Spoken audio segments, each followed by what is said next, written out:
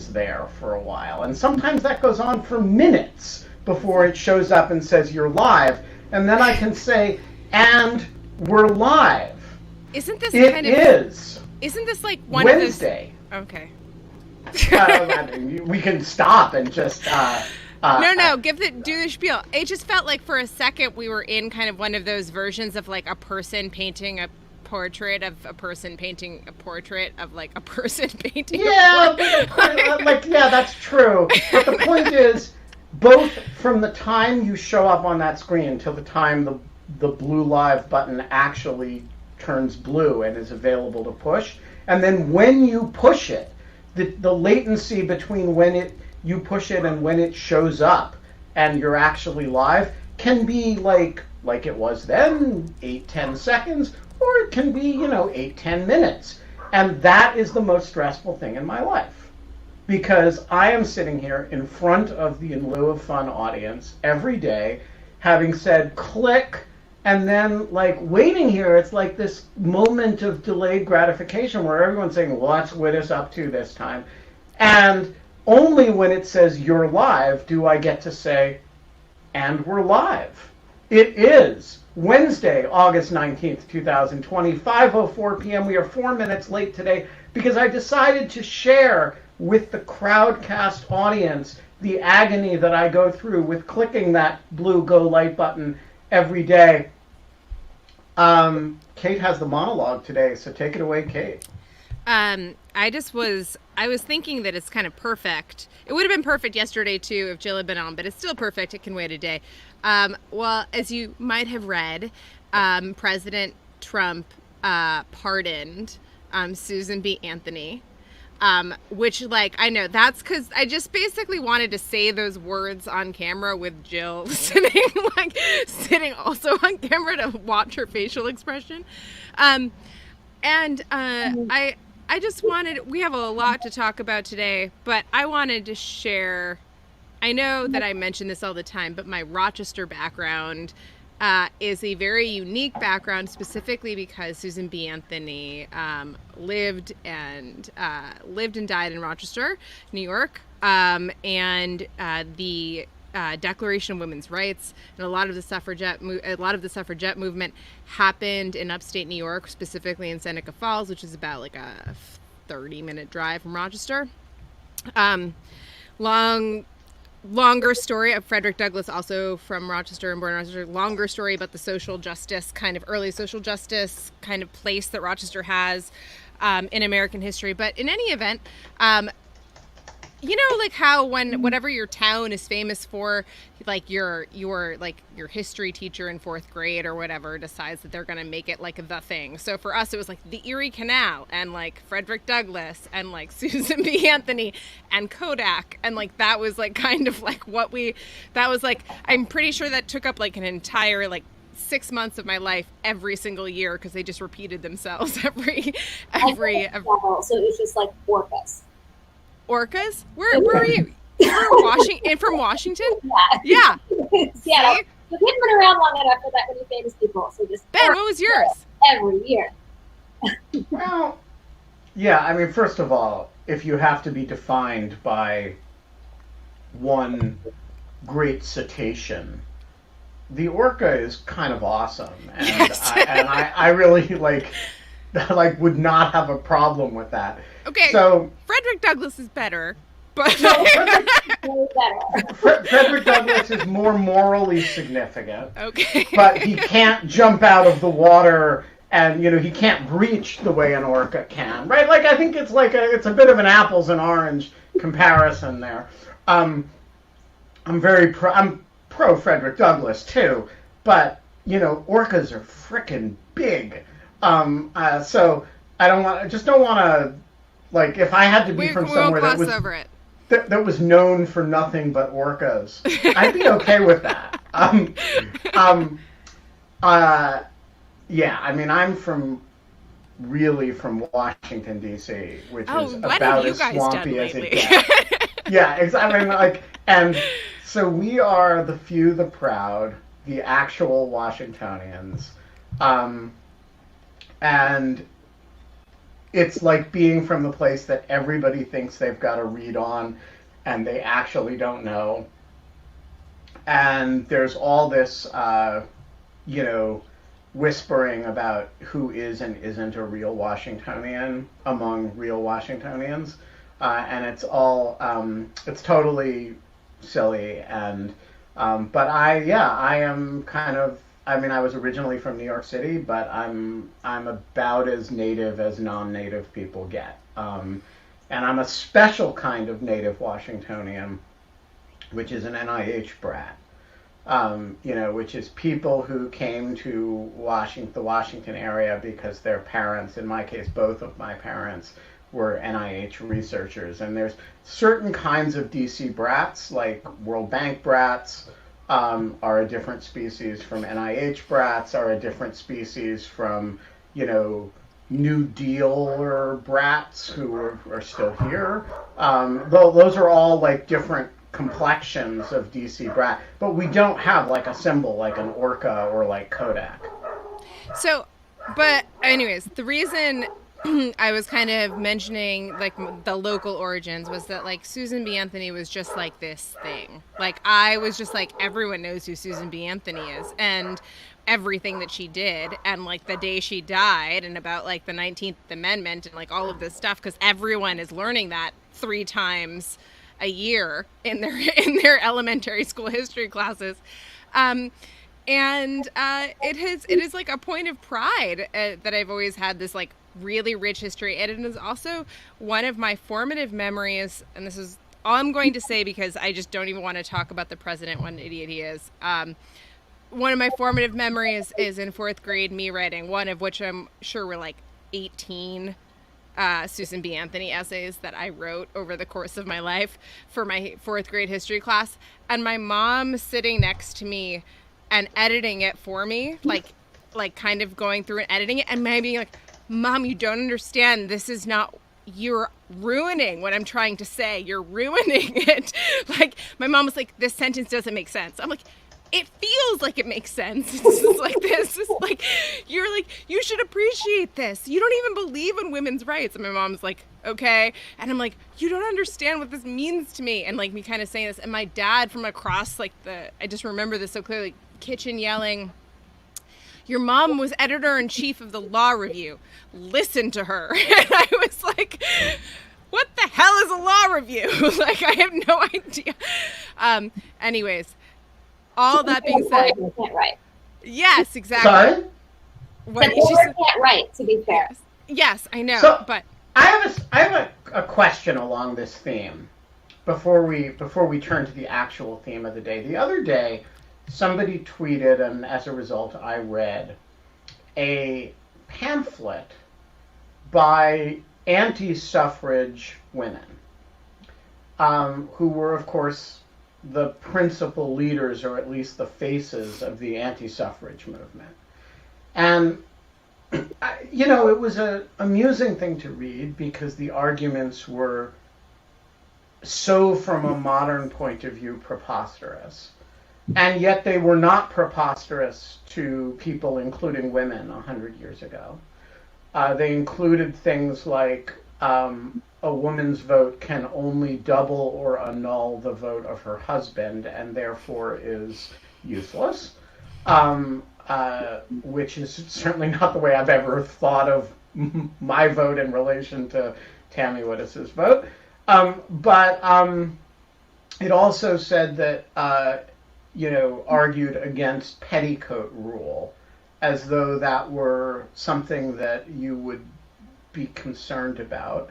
And I was thinking, I can't identify easily. My son points out that there are some analogs in the LGBT community, but I can't think of a major example of a community being divided over its own granting of rights, right? There's no anti, there's a separatist, black movement, but there's no, like, we oppose voting rights, At least not that I'm aware of. Can you And think of a more modern one, Jill? Like off the top of your head? Because I'm like sitting here like just like thinking about like Stop ERA and Phyllis Schlafly. Right. I mean, I think there's certainly, obviously, modern incarnations of that same dynamic, right? But I think you're right, Ben, that it does seem to be very unique to feminist movements for women's rights. And I do wonder if a big part of that is, the fact that women, first of all, aren't a minority group, right? We're more than half of the population. And that so much of what happens when you grant women's rights is not just about making women kind of equal to men. It really is about shifting some of the most resonant, important, and kind of touchy aspects of society, right? Things like childbearing and marriage and how we set up our families and our workplaces. It's not just a matter of like, oh, now, we change the laws and women can have equal rights to men or women even get to vote. A lot of what I hear is the undercurrents of the anti-suffragist argument. I still hear, obviously not in those exact same words, but the underlying stereotypes and fears are the same. So, the big argument was essentially men are a little bit immoral, but they're also the sort of public-facing unit in part of the family unit. And women are this like moral center of the family. They are both too delicate and too dumb for political engagement and for public engagement generally. And also too moral. Sorry? And also too moral. Too moral, exactly. That politics is messy. Right, like it's a creature of delicacy. It's a feature of the delicacy, but women are a moral beacon. The public arena is dirty, and so they won't be good at it because they are pure, and they also will be sullied by it. Exactly. And this is obviously, an argument that was made primarily about white women. That was their moral centers of the family and society was not an argument being applied to black women during the debates about whether women could have the right to vote.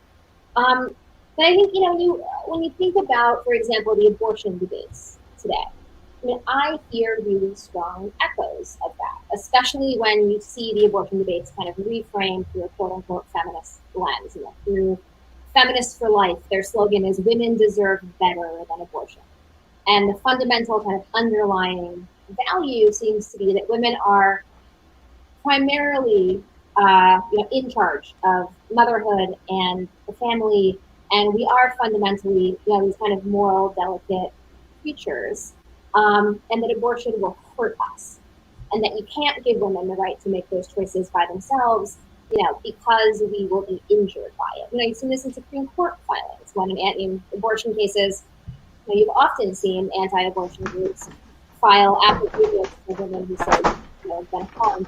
And so it's often still this really protectionist language that women essentially need to be protected from themselves and their own decision-making capacities. So, I know that doesn't actually answer your question about does this apply to any other movements, and I can't think of one off the top of my head, but I think it's really striking how much, yes, the exact sort of rhetoric has shifted. Nobody's worried about a petticoat revolution or whatever today. But we do certainly hear about, the feminization of society and that feminists have have essentially made too many gains, that women are too powerful.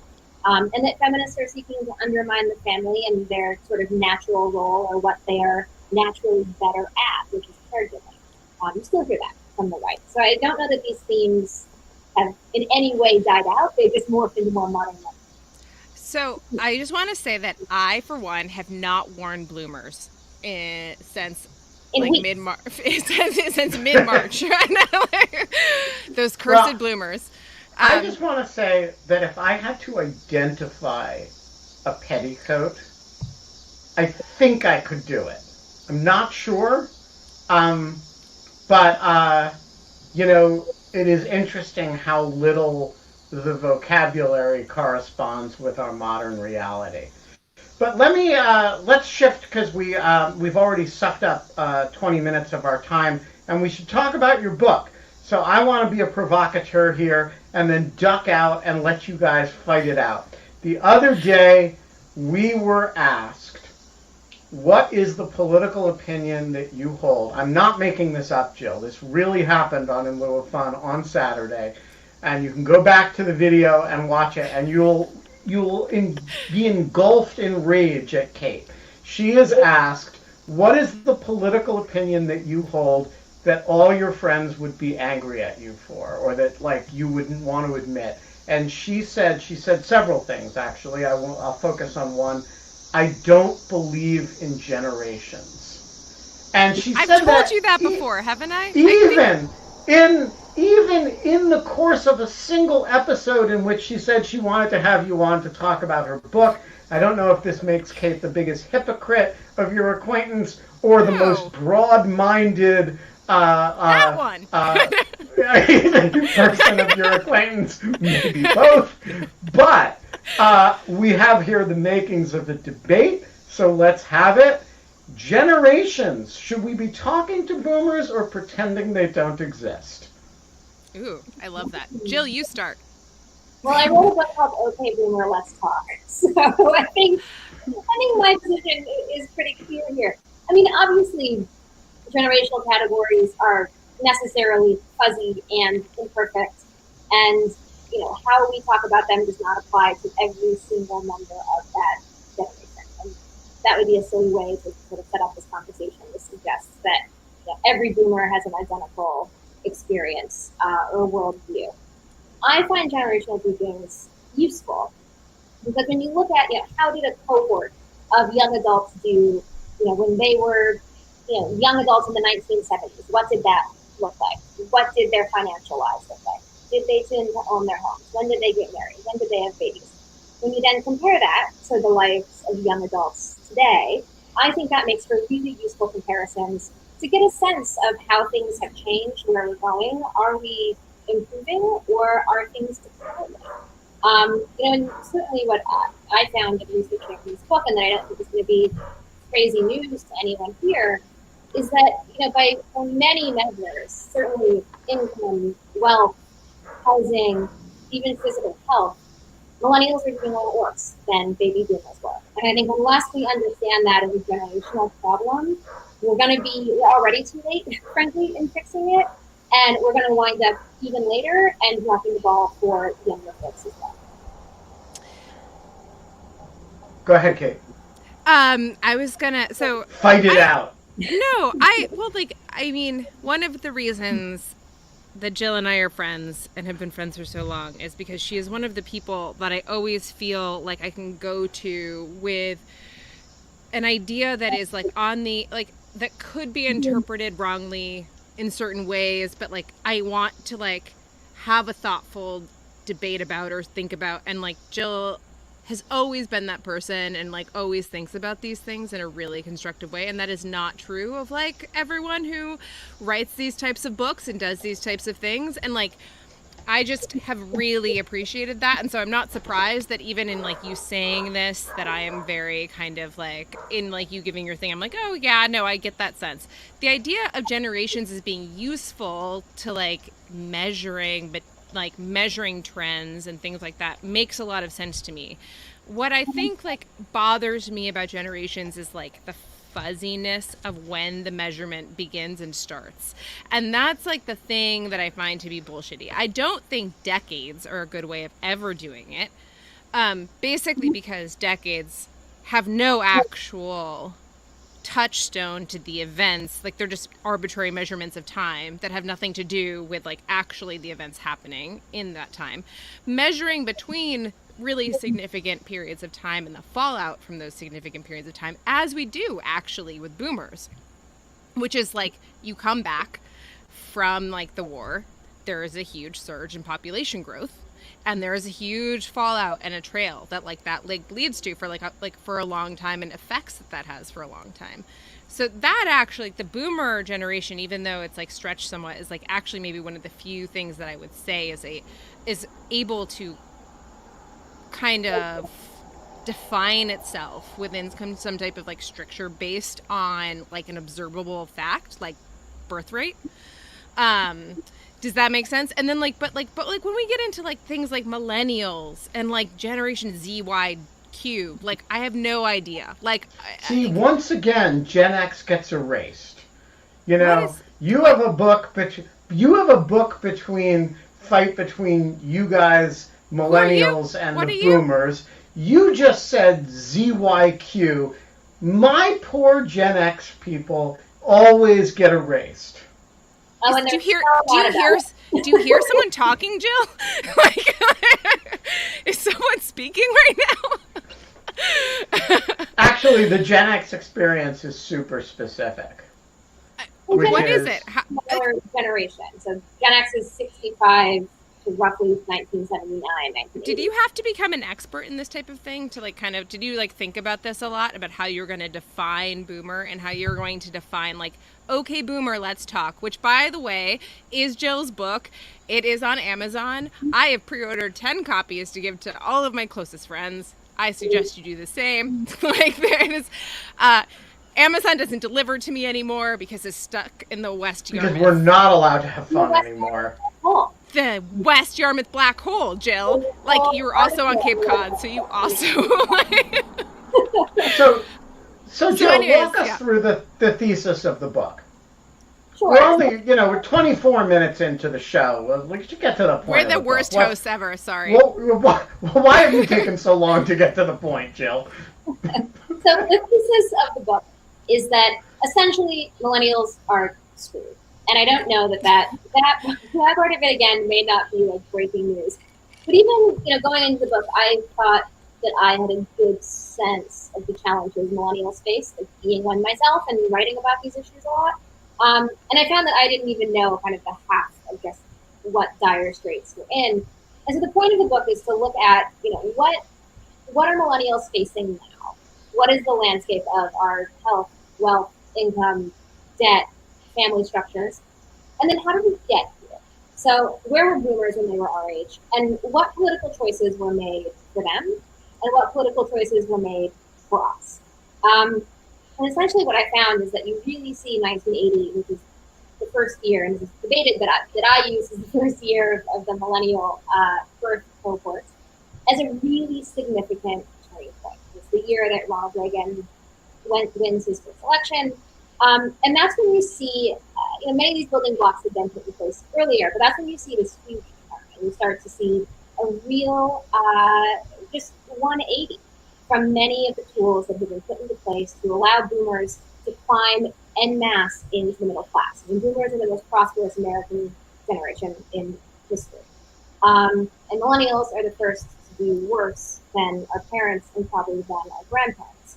And part of the reason boomers were able to do so well is you had pretty tremendous federal and state investment in what folks needed to come up into the middle class. So boomers went to college in record numbers. So millennials, decades later, would do the same, but college was much more expensive. There had been a real shift toward private student loans rather than grant-based aid, and there had been significant disinvestment from the states and from the federal government in public education. So the example that I've been giving a lot is when my dad went to law school, he paid for his tuition by working a summer job at the Chicago Steel Mills. And that made him enough money to pay for school. And, there's, other than like organized crime or running drugs, there's no summer job that I could have had that would have paid my law school tuition. It just wouldn't have happened. And that isn't just, the free hand of the market at work or the kind of normal changes of the years. Those are political choices. And ditto with housing. So the median home today is more than twice as much as what it was in 1970. Rents are almost twice as high. Boomers came into a country that had invested huge amounts of money and resources into building out single-family suburban homes and the highways that connected them to cities. They came into a world in which, at least if you were white, you could get a preferential mortgage from the government at a relatively low interest rate, especially if you were a GI or a parent had been in New York, that set up a whole generation of people for a stable middle class life. Millennials came into a universe in which we were paying more for college when college degrees were newly required. You now need a college degree to make what somebody with a high school diploma was making in the 80s. So we're entering adulthood in debt. We then are paying more for rent. Jobs have been increasingly radically concentrated in cities, and so we are having to live in places that are much more expensive. And there's been no investment in solving those problems and making housing more affordable and making education. And boomers just didn't face the same landscape.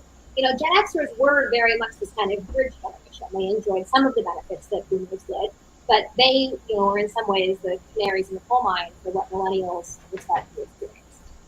That's so interesting. So go ahead, Ben. So walk me through the title of the book for a minute. So far, you have described a sociological set of observations that you guys are screwed relative to boomers, that all kinds of investments were made to boomers that worked to the benefit of boomers intentionally or not, that were not made to you with respect to you guys. And the interesting, maybe just interesting to me, because I'm Gen X, is people like me who are in between, right? Who kind of get some of the collateral benefit, but also some of the fuck you, and grew up with an interestingly different set of expectations. But your book is addressed to boomers in the second person. It's in the second person quasi-imperative, right? Okay, boomer, the audience is the boomer. Let's talk. Now, I haven't read the book yet, so I don't want to make any characterizations of it, but you're formulating it as a conversation with the boomer. What do you want to say to the boomer rather than about the boomer? It's a good question. So the book came about when, obviously, given the title, when the OK Boomer meme was, a huge topic of discussion, and when boomers seemed really insulted and upset by it. What I was hearing, even among boomers who are politically moderate, is, this is ageism, this is an unfair attack, this is a slur. And there seemed to be a real lack of curiosity about, well, where is this resentment coming from? Why do you think young people are so upset? And, I think a lot of boomers look at their lives and they say correctly, well, I've done so much for my kids. I helped pay for my kids to go to college. I still pay my child's, cell phone bill, and they're 30. I take care of my grandkids, because my son can't afford childcare, whatever the case may be. And that's true. Boomers certainly did a lot on an individual level to help their own individual children invest. But what I kind of wanted to break through was that conversation outside of these individual relationships between boomers and millennials, which are actually pretty good, and look at what were the political choices that this generation made. What is the generation's narrative about itself, which is very much like we're the people who won you civil rights and marched for feminism and marched against the Vietnam War. And then what's the reality of how that generation voted and how politicians who were elected by boomers. And then I don't know that I think that's the boomers' self-narrative, to be honest. What do you think? I'm like, well, hold on. I want Jill to finish, but then but I'm curious of what you think, how you think it differs. And I kind of think that that's the self-narrative. That's like, you don't. Do you? Are Hold that thought. I'm going to talk you out of it. Are your parents boomers? No, so it's like my parents are war years kids. They're both born in 43. And my parents are the end of the boomers. Yeah, and so like my parents are. I am not a boomer, and my parents are not boomers. We skated in between. This is my analogy about generations. About anyways.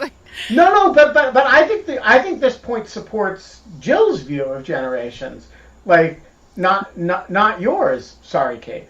I think that the boomers actually have an ethos and have a self-understanding that my parents wouldn't have, and that I don't have, and that there is something valuable about this post-war, post-war. Their adulthood is bracketed on one side by Woodstock and on the other side by Reagan. That's a good point. They're old enough to have been at Woodstock, or at least wish they'd been at Woodstock, but also young enough to have benefited by the Reagan tax cuts. And that doesn't describe me at all. I was a 12-year-old at the time of the Reagan tax cuts, and my experience of the Reagan tax cuts is that, I don't know, my parents probably benefited by them and opposed them, because they're much more apt to be, sort of New Deal liberals, even though they're too young to be New Deal liberals. Jill, do you we kind of cut you off, but I don't know if you have something to say, just kind of. I have a bunch of questions, but also, do you have anything that you wanted to finish up with saying, just kind of about the idea of millennials versus boomers?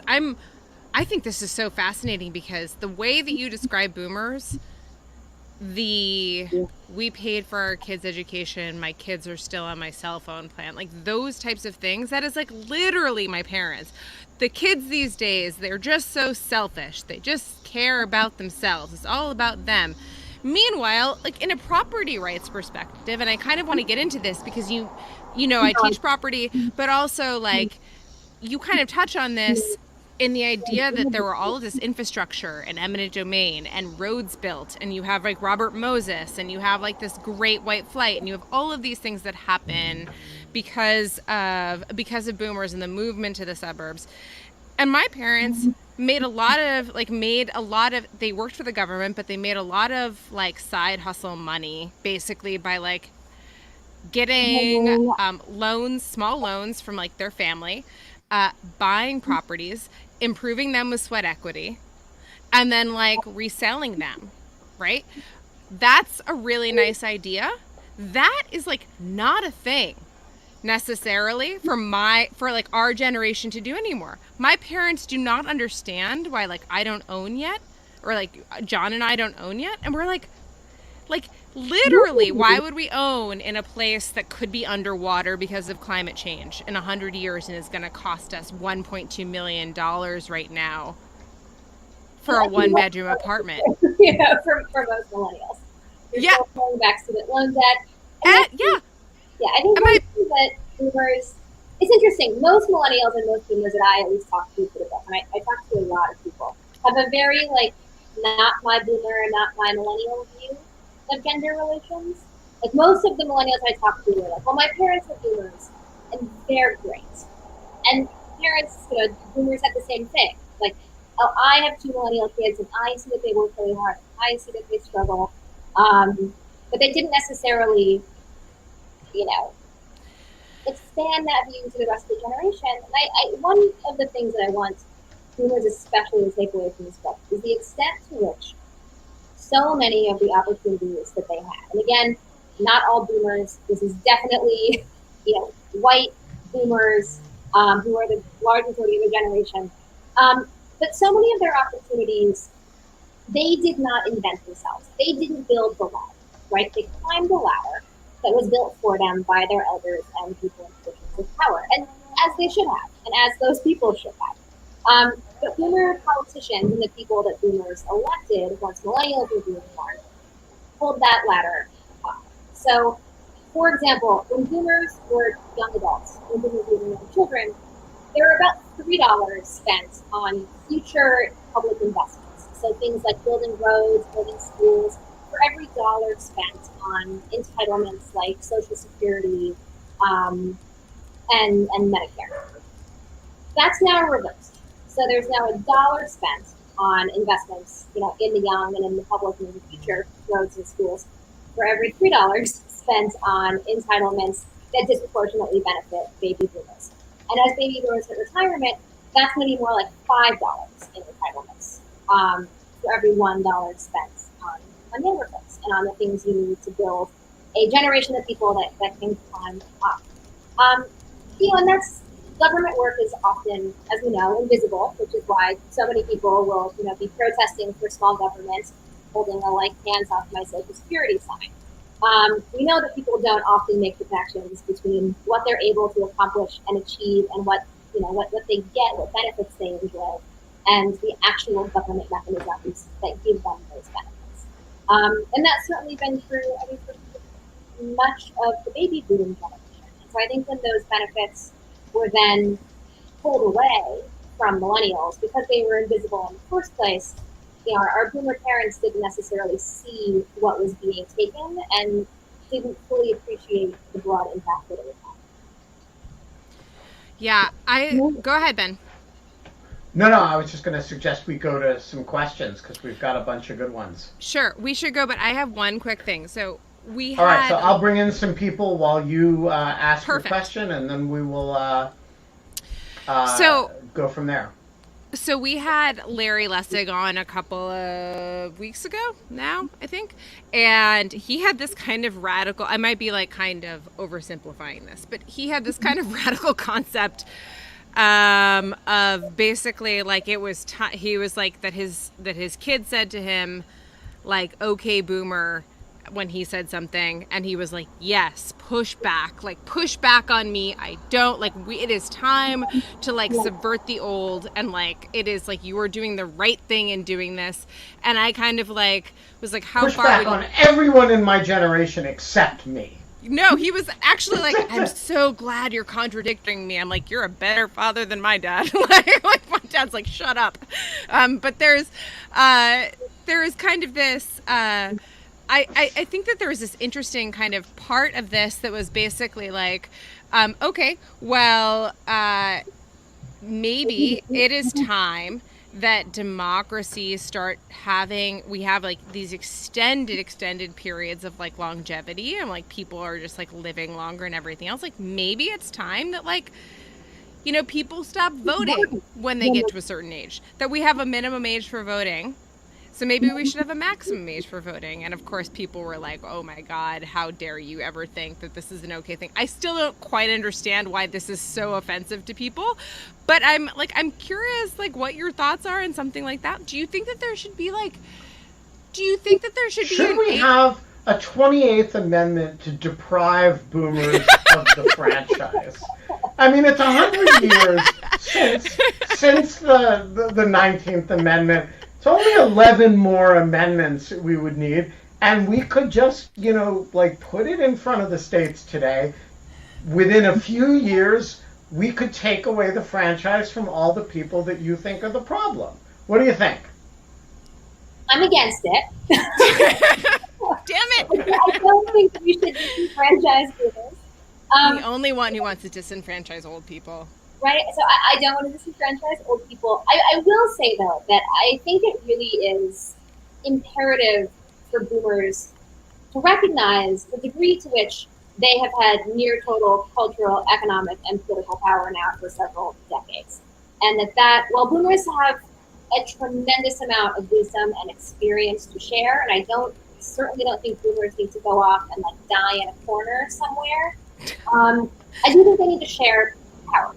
And that goes for political power. It goes for power at every level, in advocacy organizations, in companies, in society, in newsrooms, in law schools, what have you. Boomers. Okay. Now, there's in the Senate, 80% of people are over the age of 55. No one is under the age of 40. It's a problem. Okay, so I think now we are getting to the heart of the matter, which is actual generational power sharing. Yes. And I want to, as the logical intermediary here, I am betwixt and between the boomers and the millennials. Look at all this. Are you guys boomers down there? Are you 50 years old, what the lower, right between. I have two observations about this that I'd like to bounce off you. One, the key word in the phrase baby boomers is the word boom.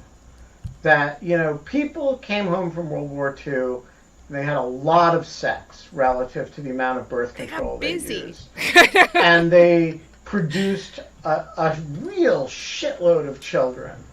And that the actual power of the boomers comes from the number of them, the percentage of the population that they occupy relative to other generational cohorts.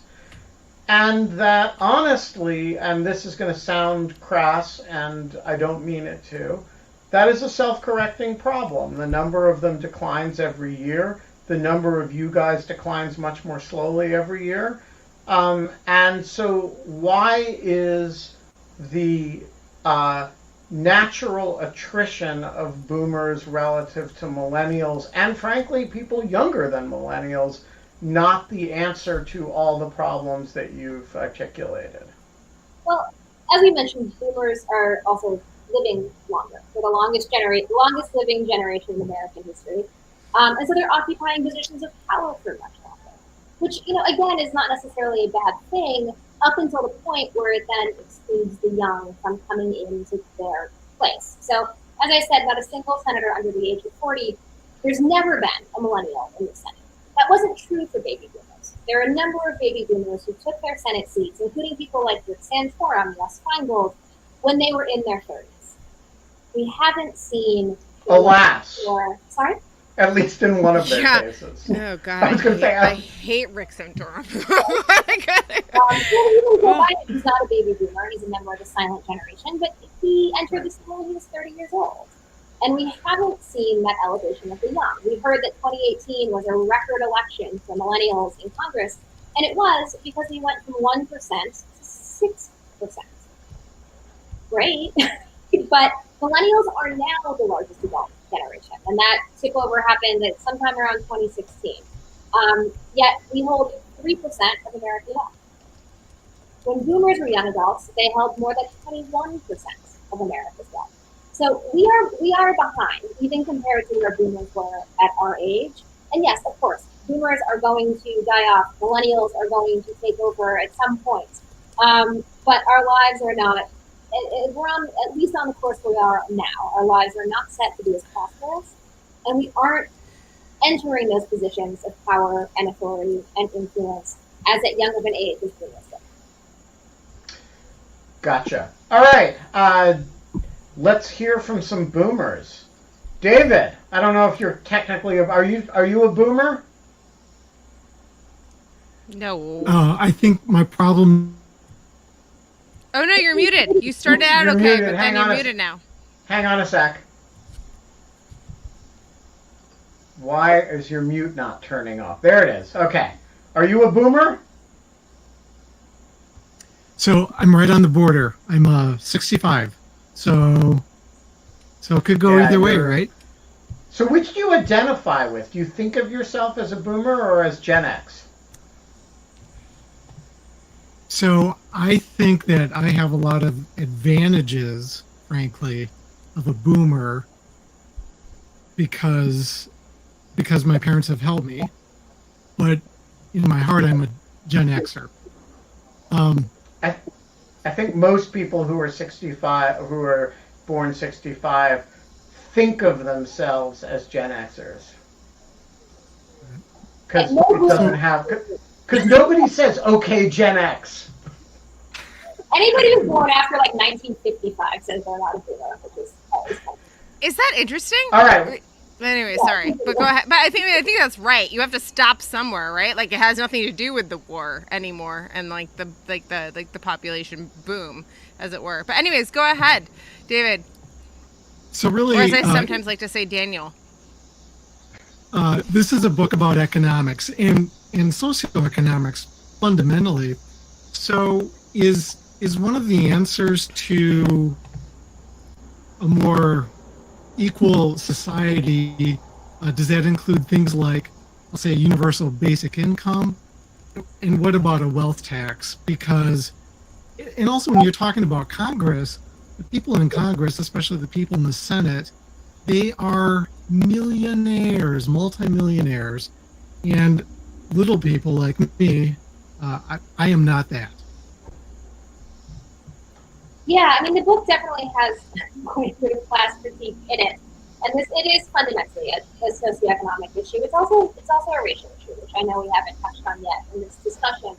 But part of the reason why millennials are in such dire straits is that we're also the most racially diverse adult generation, and a legacy and ongoing reality of American racism means that Black families have had less of an ability to build wealth, that young Black millennials were entering college and the workforce without the kind of family wealth that white families were able to build, that they were more likely to take on student loan debt, more likely to default. Once they entered the workforce, were discriminated in pay and hiring. You know, all of the things that you hear about racial gaps are magnified in the millennial generation because we are so much more racially diverse. So in terms of, is the answer UBI, is the answer millionaire's tax? I don't know. I think clearly millennials are quite left of center. Boomers are really split down the middle politically between left and right, really almost 50-50. Millennials skew much more to the left. And I think when you see who millennials are voting for, what millennials in Congress are proposing, what they're pushing, you do see that we're advocating for our own interests. We're not totally sure what that looks like. I mean, I personally think it looks something like universal health care, universal child care, and affordable higher education. But what unites us, I think, is a sense that this is not working, that our rampant economic inequality and wealth inequality is incredibly, it's damaging, it's dangerous, it's stymied millennial opportunities and freedom. And that you really can't look at that without also looking at the way race plays in to our class divides. Tony, the floor is yours. Hello. Which question would you like me? Hi. Which question would you Your like me choice, to man. Your choice. Man. Well, okay. I was born right on the tail end of '59, but I've never really identified with boomers. I was born in Silicon Valley, and I did not have the opportunity to buy a house in Palo Alto for $40,000. I went to school at Cal for $4,000 a semester, rather than $100 a semester as my brother did, my oldest brother did, et cetera, et cetera. So I've never really felt the boomer thing, but I guess I think my second question might be a little more interesting because you guys have kind of gone through the kind of edge cases, but the animus that boomers feel towards millennials right now, would you say that's different in kind or in degree than the usual generational animosity? And also, there's obviously animosity going the other way, and for good reason, in my opinion. And I'm just wondering if that animosity is more or less than is just normal between, say, the younger generation and the older. Yeah, it's a great question. I mean, certainly generational warfare was not invented by boomers and millennials, right? And when boomers were young, there were also a lot of older folks who were complaining that boomers were the kids doing it wrong. And there was that Tom Wolfe essay on the cover of New York Magazine called The New Generation about baby boomers, that they were these narcissistic, navel gazers. So olds have always thought the youngs were screwing it up, and the youngs have always thought that the olds were stodgy and out of date and ruining their lives, right? That part is not new. I do think what's new is that there's now this cottage industry that fuels conservative boomer outrage. I mean, if you watch Fox News or if you read conservative websites, it's this constant theme, the degree to which PC millennial snowflakes are ruining America. And they've now expanded millennial to mean anyone under the age of 40. So they qualify college students and high schoolers as millennials, even though they're not. But in the introduction to the book, I go through some Fox News segment titles and headlines, and it's things like, a majority of terrorists are millennials. And, most millennials are intimidated by the plan. Can I just say, as somebody who has a certain expertise in terrorism, that is the dumbest thing I have ever heard, because in all generations, terrorists are disproportionately of a certain age. By the way, as are soldiers. And if you map that on to the age of the people who happen to be of a certain age at a certain time. Childbearing women. Anyway, flag that for the dumbest point of the day. Yes, it's incredibly absurd.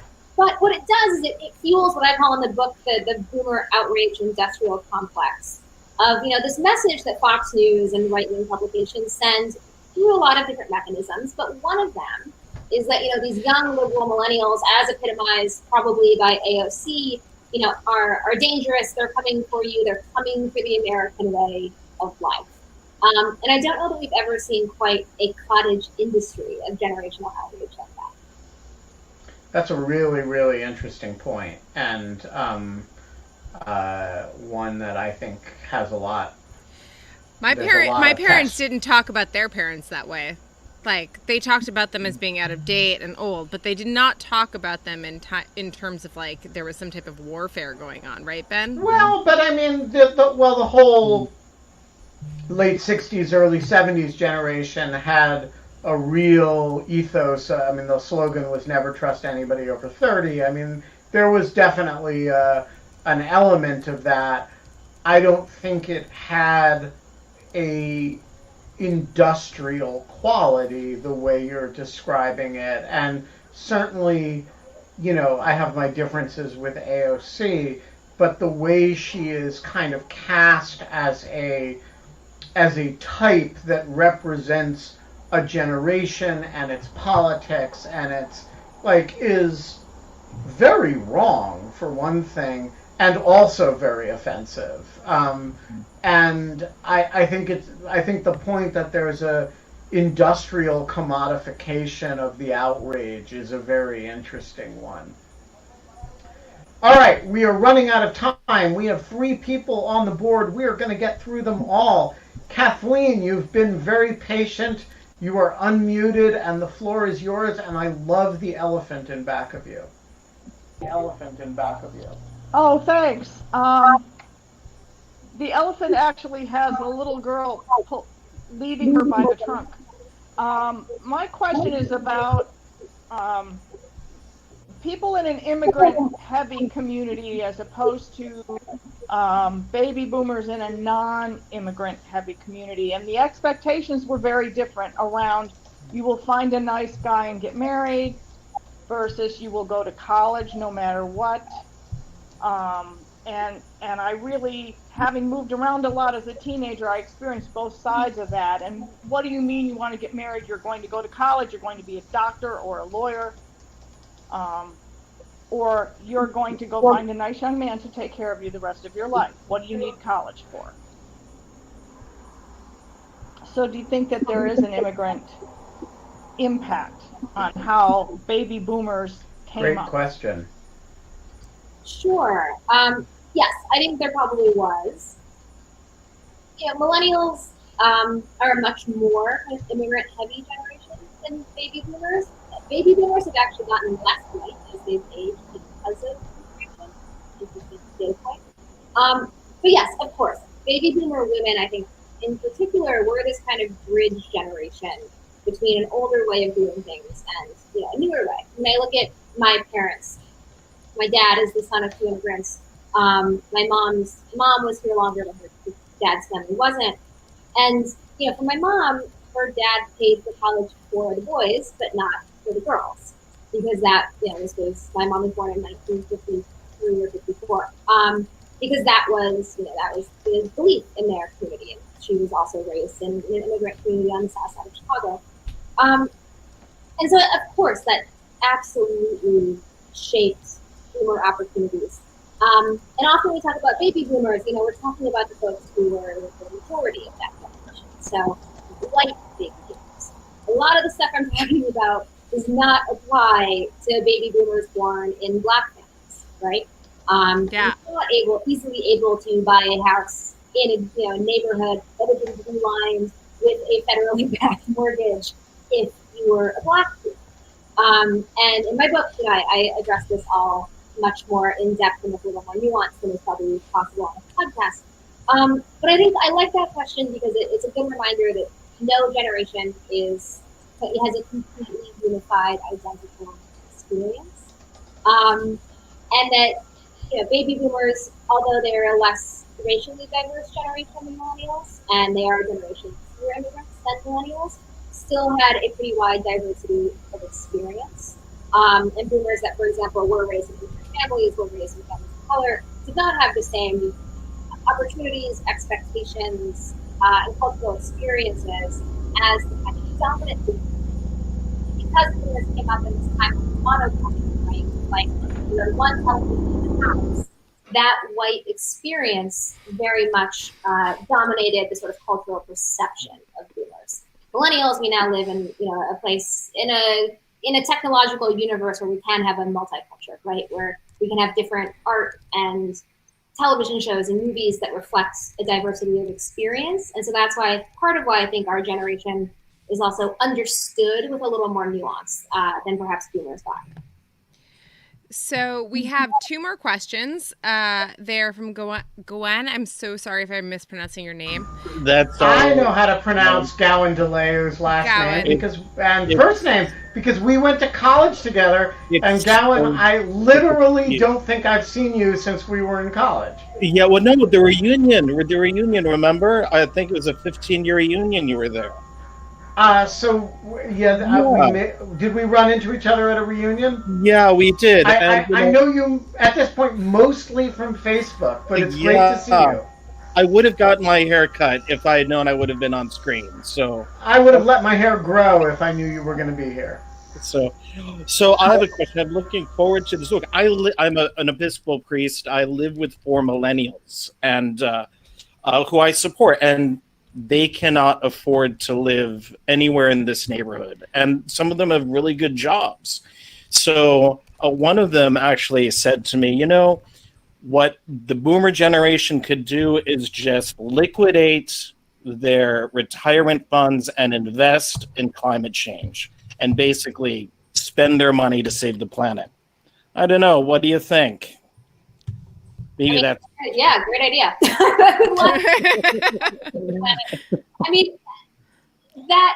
There's a whole chapter in the book on climate and the degree to which the ball was really dropped there, and how much fear of a heating, burning, flooding future Earth shapes so many of the decisions that millennials make. Including really intimate personal decisions like whether or not to have children or how many to have, or whether to adopt a cat instead. Hi. Oh my God, I love that cat. Oh my gosh. Tell us about this cat for 1 second. This is Pete. He's my little orange tabby cat. He's a nice boy. He's missing a foot, but he does fine. Yeah. So what do you call him? So we've actually started calling him 3 Pete because he only has 3 feet. But his original name was Peg-Leg Pete. Peg-Leg Pete. Not very nice. But he's fine with it. But yeah, I like the idea of boomers investing their money in fighting climate change. I think what I would also like boomers to understand is millennials don't want to do them harm. Overwhelmingly, millennials support the policies that will help boomers to live comfortable lives into old age. We support Social Security. We support Medicare. We don't want to see those programs gutted or cut. We don't want boomers, to give up all of their retirement money and live in poverty. But we certainly do want boomers to invest back in us and in our futures, whatever that looks like.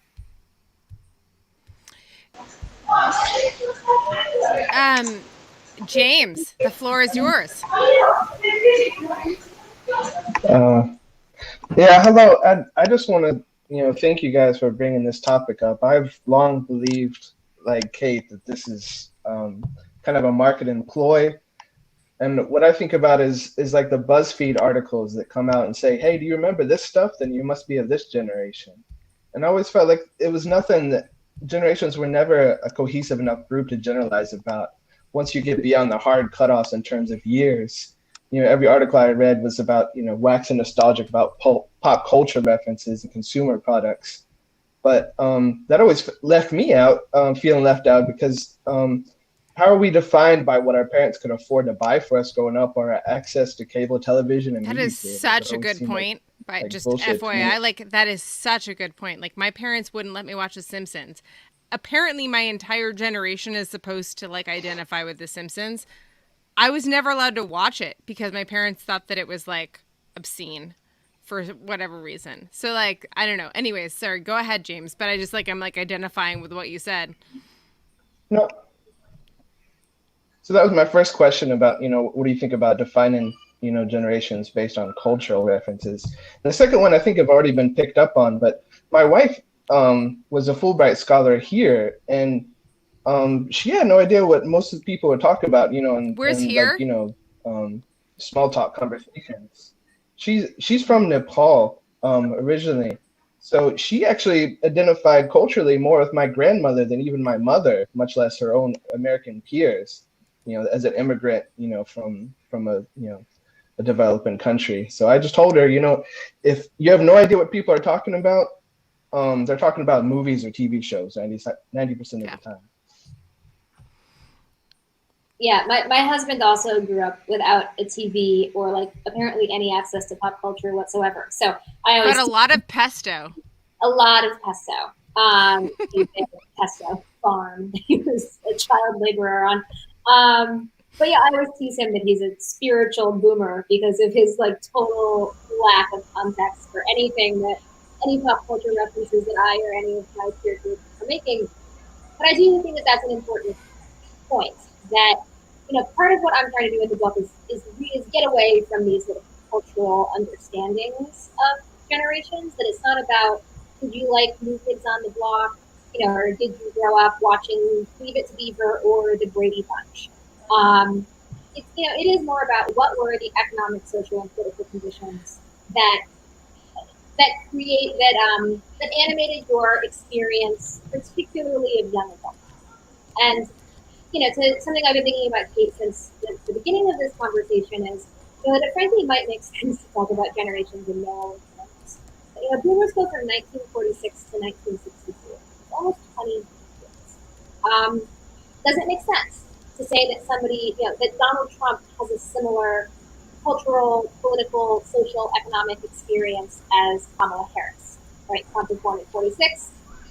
Harris was born in 64. So they bookend that generation. I'm not sure that it does. Does it make sense to say someone like me, who was born in 1983, has a similar experience to someone who was born in 1996, even though we're both technically millennials? So maybe part of the answer is to move away from the sort of cultural definitions of these things, especially now that we're in this kind of multicultural moment where we all do have different hyper-individualized platforms for television and music and movies and all of that stuff. And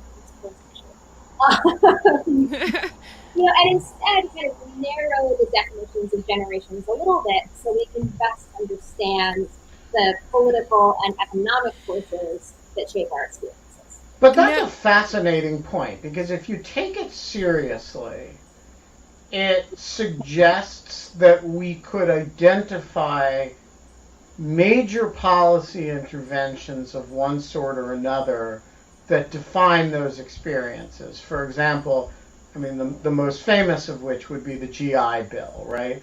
I think like everybody who benefited from the GI Bill has something in common, as well as, by the way, the experience of the draft in World War II, right? So my grandfather was exempted. He's one of the very rare people who was exempted from the draft in World War II. The reason was that he was a chemist.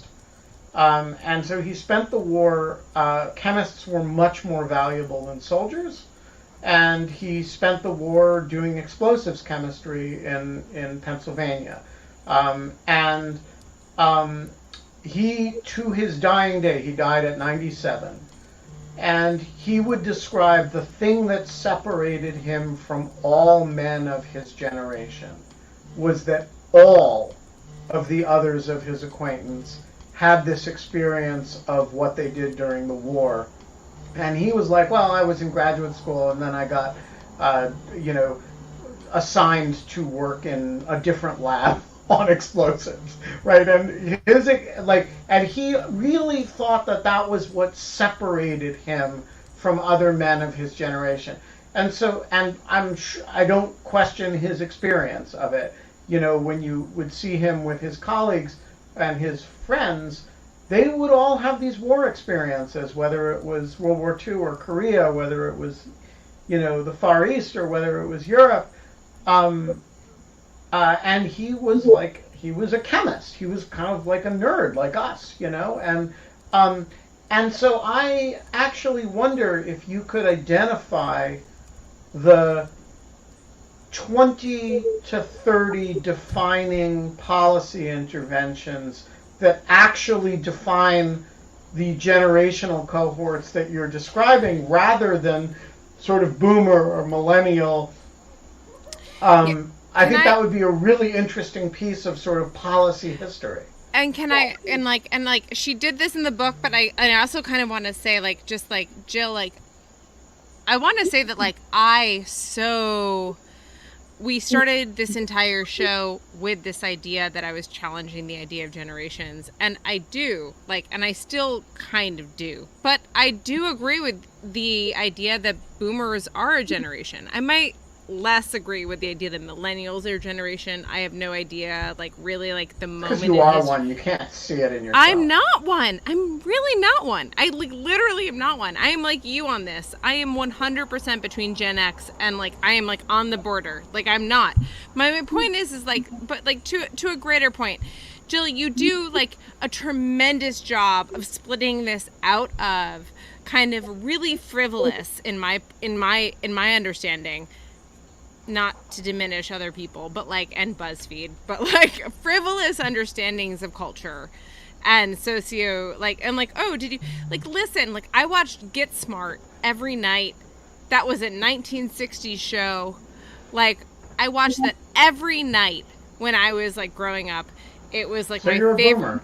No, I'm not. Yeah, exactly. I'm a fucking boomer. Exactly.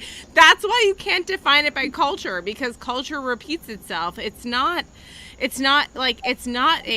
distinct moment that creates so Jill's definition is actually wonderful and very smart and very much in line with kind of what we should take forward longitudinally, which is, like, this idea that there are, like, economic and political decisions that were made, and that defines generations, and that defines what generations can spend money on with culture, or that culture decides to, like, cater to. And I think that is kind of, like, I kind of think that is, like, what Jill is saying. But Jill, you have the last word. Please tell us everything that you're thinking, and how also, like, how has it been going with, like, doing this, like, a book talks in the pandemic? I'm very curious. It's odd. I don't think anybody really knows how to sell books during a pandemic, but this is, off the cuff and very much not something I thought of until this second, so excuse me if I'm a little inarticulate, but, I do think the economic and political and policy piece is the core here. But I do think there's also something to be said for these really discrete, shared cultural experiences, which obviously do overlap with political ones, like what Ben was talking about with World War II. And that sense of my whole generation experiences something. And, for millennials, at least older millennials, maybe that's 9/11, maybe that's entering the workforce in the Great Recession. I think there are these sort of discrete moments that our generation collectively experienced, or at least the older half of our generation collectively experienced, that have shaped where we are winding up. And I'm very curious to see how the moment we're in now, with COVID-19, with these shutdowns, I think we'll probably wind up being something similar to Google, right? Where everyone is collectively having this experience. But it looks very different if you are a sixth grader versus if you're a young mother, right? Or if you're an older person who's afraid of getting COVID. And so, I do think this is one of those experiences where, yes, it's happening to everyone at the same time, but how you experience it really depends, on your age and your generation, among obviously other identifying factors. But the generational experience of this, I think, is going to be really determinative and significant in how all of us kind of understand ourselves. And how is the book launch been? It's been just so weird. Isn't it so freaking weird to do this and in this entire, like, moment? It's so bizarre, and I'm like, all right, I've got to like set up my corner of my apartment, and I'm realizing You have a very cute apartment. It's a very cute apartment. You did a good job. the Taurus art behind me that you can see. I'm like, maybe I guess that's very on brand. But yeah, figuring out how to get people interested in something when you can't do in-person events, and we're all trapped at home, and we're all in a state of profound anxiety and crisis, and also facing an election and overwhelmed with information, and yet with nothing to do. So it's a weird time to be selling a book. I do think the book is optimistic, and I hope it's fun to read, and I hope folks learn something from it. So please buy it. Thank you so much for coming on, Jill. This was like absolutely lovely. It was great to see you. And I'm going to wrap, Ben, if that's okay with you. Indeed. Who do we have coming on tomorrow? We have no idea. Excellent. We have a few lines out, but we'll see. That's the way we do in lieu of fun here. We thought we were going to have Jill yesterday. We have Jill today. We thought it's we were all going good. to have... It's all good. This is the way we roll here. Jill, it has been great seeing you. This is only the second time I've met you, both times on In Lieu of Fun. We should, sometime when people actually meet in person, in real life again, we should do that. We will be back tomorrow, 22 hours and 46 minutes from now. And until then, we don't have fun anymore, but we do have generational warfare and meta-generational warfare in which we argue about whether the generations that are at war even exist. It was a really fun convo. Thanks, Jill. Love you. Good Bye. Follow me.